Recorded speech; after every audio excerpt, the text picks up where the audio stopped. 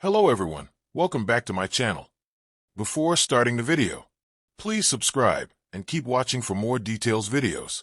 Coco Gauff's brother star in another sport as family get good news after Wimbledon.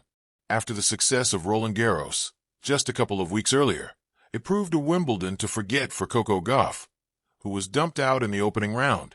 The recent French Open victor entered the tournament as one of the favorites, but was eliminated after losing 7-6, 7-3, 6-1 to Diana Yastremska in round 1. It's another frustrating outing at the championships for the American, who is yet to progress beyond the fourth round at Wimbledon. SW19 shortcomings aside, Gauff has at least had a reason to celebrate in the last few weeks, given her brother has been shining on the sporting scene instead. An Instagram post shared by the pair's mother, Candy, highlighted brother Cody's impressive baseball showings. An infographic displaying the fastest catcher-pop times in the Southeastern Conference had Cody joint first with a time of 1.84. In baseball, a pop time measures how quickly a catcher receives the ball from a pitch and delivers it to first base.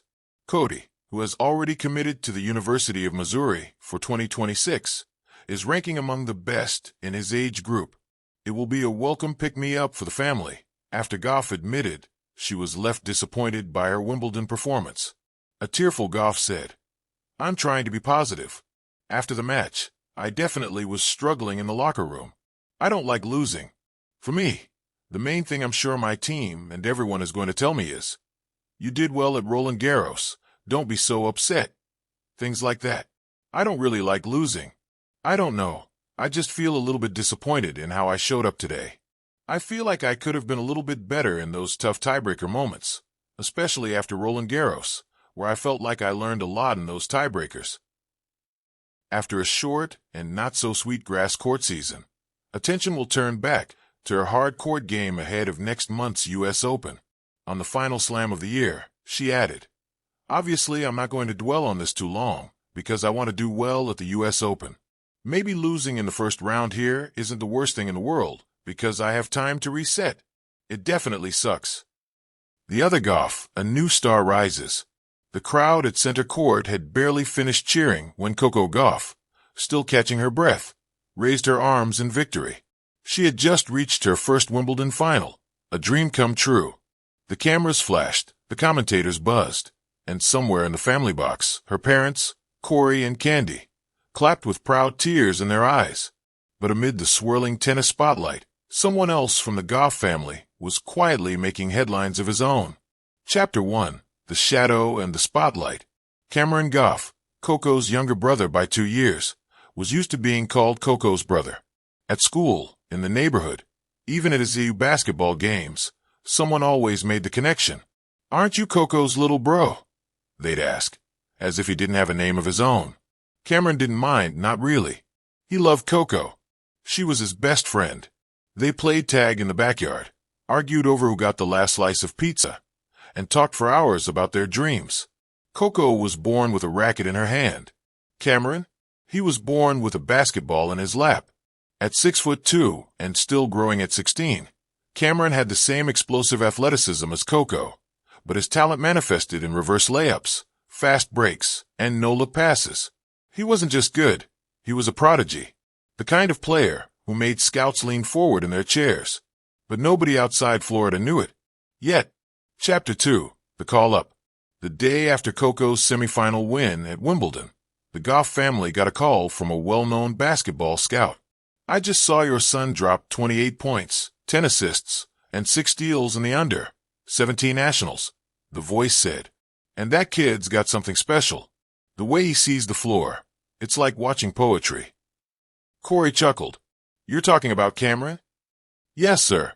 Your daughter might be taking over center court, but your son's about to take over the court, period." Coco, who was on a recovery bike, overheard the call. She grinned. "About time someone realized he's a beast," she said, tossing a towel over her shoulder. "He's been crossing people over since he was 9. Chapter 3, Wimbledon and Beyond.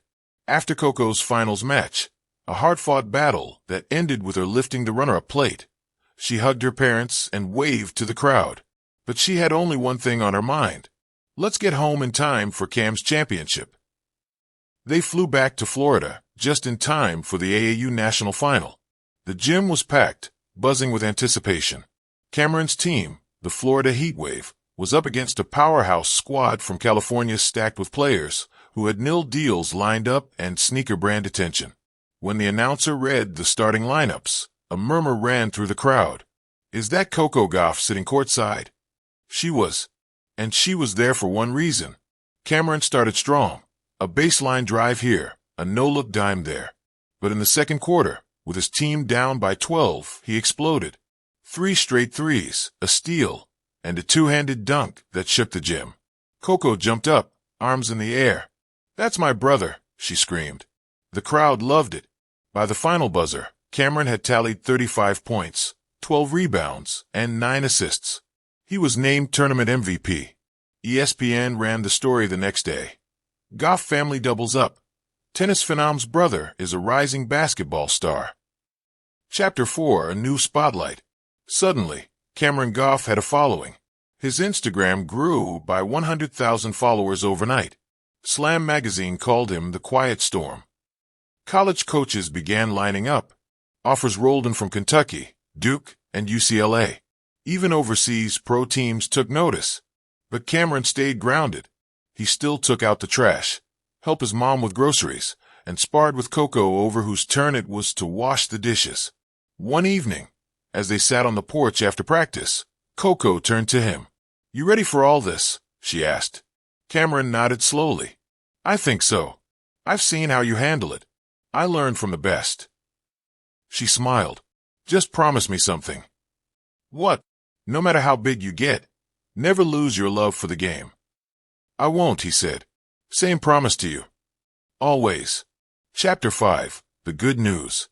2 weeks after Wimbledon and the AAU Championship, the Gauff family gathered around the kitchen table for what Corey called a family meeting. It wasn't something they did often, so everyone knew something big was up. "I just got off the phone," he said, looking at both kids. "And I've got some good news." Everyone leaned in. "Coco, you've been invited to represent the U.S. at the Paris Olympics." Coco gasped. Her eyes went wide. "What?" Candy nodded, her eyes misty. "It's official. They want you on the team." Coco screamed and tackled her mom with a hug. But Corey wasn't finished. "And Cameron," he said, pausing with a grin. "Jordan Brand wants to meet you." Cameron blinked. "Wait, like Michael Jordan?" Corey laughed. "Yeah, that Jordan." The room erupted. There were no trophies or cameras at that kitchen table. Just a family full of love and dreams, and now, a future that looked even brighter for both Gauff siblings. Epilogue, 2 courts, 1 dream.